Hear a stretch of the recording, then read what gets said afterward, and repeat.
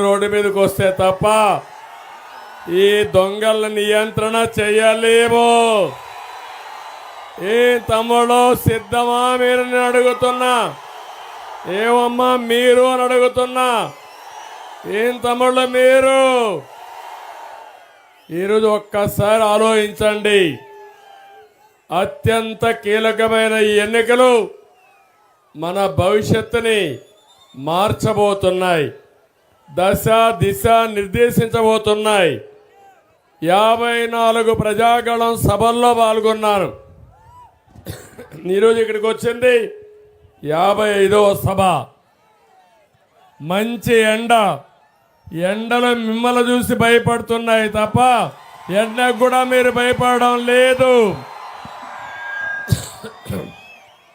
అన్ని చోట్ల ప్రజలు ఒకటే చెప్తున్నారు, రాతి యుగం పోవాలి, స్వర్ణయుగం రావాలి.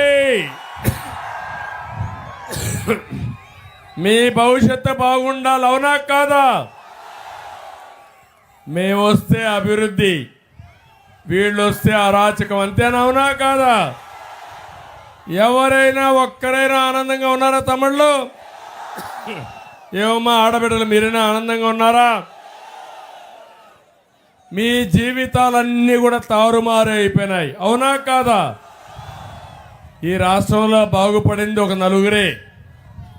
ఆ నలుగురి పేర్లు మీరు చూస్తే ఇక్కడికే వచ్చాడు ఒక ఆయన సైకో జగన్, 2 ఏటు విజయసాయి రెడ్డి, 3 పెద్దిరెడ్డి, 4 విజయసాయి సుబ్బారెడ్డి, 5 సజ్జల. ఈ 5 మంది తప్ప ఎవరైనా బాగుపడ్డారా తమ్ముళ్ళు అని మిమ్మల్ని అడుగుతున్నా. ఏంటి అరాచకం? ఈరోజే చెప్పాడు జగన్మోహన్ రెడ్డి, చేతులెత్తేశాడు. మన election manifesto super 6 super hit. నాకు చేత కాదు, నేను ఏమీ చేయలేను, నా దగ్గర డబ్బులు లేవు అని ఏమన్నాడు? బేల ఏడుపులు ఏడ్చాడా లేదా తమ్ముళ్ళు నేను అడుగుతున్నా. ఒక నాయకుడికి ఒక విజన్ ఉండాలి, పరిపాలన దక్షత ఉండాలి, సంపద సృష్టించాలి, ఆదాయాన్ని పెంచాలి. పెంచిన ఆదాయం ఈ పేదవాళ్ళకు పంచితే అది నిరంతరం కొనసాగుతుంది. కానీ ఈ మనిషి చేసిన పని మీరు ఒకసారి చూస్తే 45-70 సంవత్సరాల్లో ఆంధ్ర రాష్ట్రానికి తీరని